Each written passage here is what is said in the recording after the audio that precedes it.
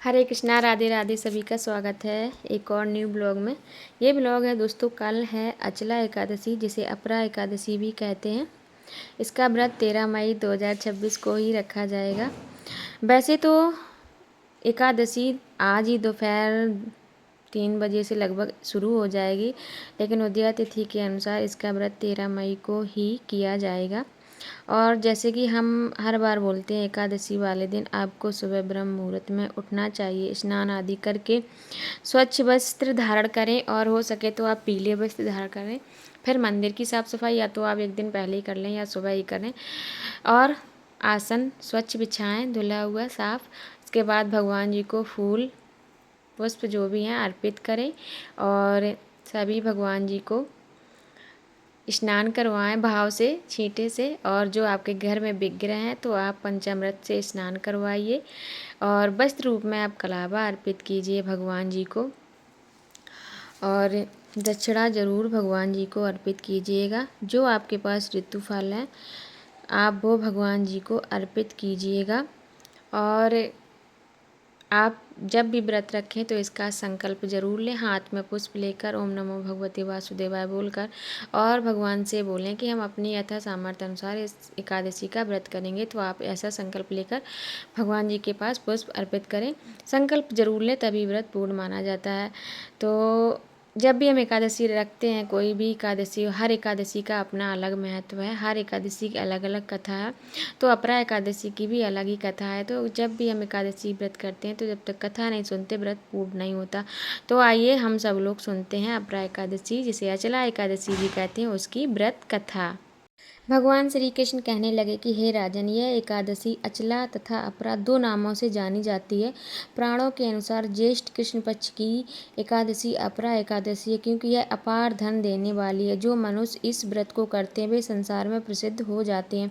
इस दिन भगवान त्रिविक्रम की पूजा की जाती है। अपरा एकादशी के व्रत के प्रभाव से ब्रह्म हत्या, भूत योनि, दूसरे की निंदा आदि के सब पाप दूर हो जाते हैं। इस व्रत के करने से पर स्त्री गमन, झूठी गवाही आदि सभी पाप नष्ट हो जाते हैं। सुनते हैं अब हम अपरा एकादशी की व्रत कथा। पौराणिक कथा के अनुसार महिध्वज नाम का एक धर्मात्मा राजा था, लेकिन उसका छोटा भाई वज्रध्वज बहुत क्रूर और पापी था। वज्रध्वज ने राजा को मारकर जंगल में पीपल के पेड़ के नीचे दफना दिया, जिसके कारण राजा प्रेत योनि में भटकने लगा और वहां से गुजरने वालों को डराता था।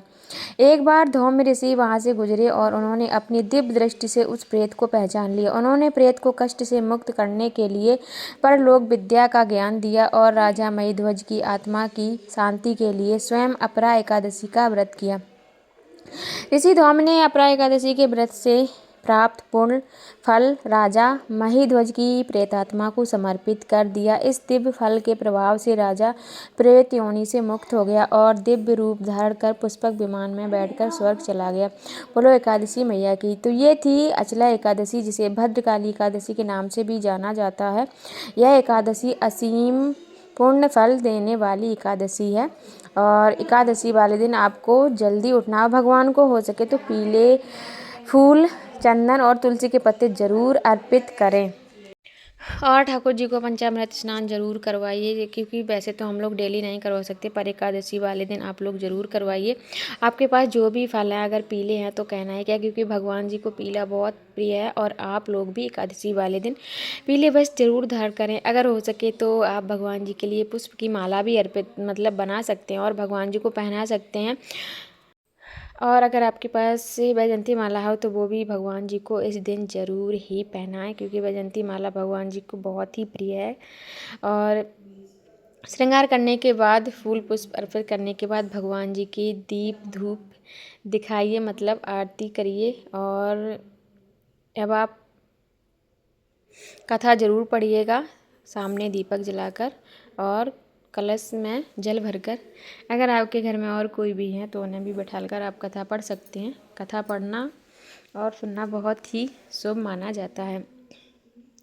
तो यहाँ पर मैंने जला लिया है आरती का दीपक।